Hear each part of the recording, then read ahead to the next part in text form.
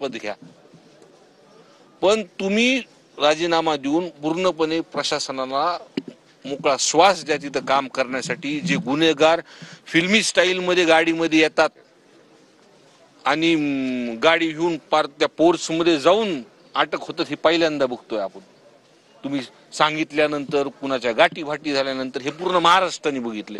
आता तरी थोडेसे तुम्ही डोळे उघडा आणि नैतिकता दाखवा। या सरकारलाही माझी विनंती आहे की त्यांचा राजीनामा घ्या आणि जे गुन्हेगार आहेत, जो मास्टर माइंड वाल्मिक कराडे आणि प्रशासनाला त्या काळामध्ये कुणाकुणाची जे रेकॉर्ड मध्ये फोन आले, जे कुणी असतील त्यांना तपासामध्ये घेऊन 302 कट कारस्थानमध्ये त्यांना घेऊन फासावरती चढवा।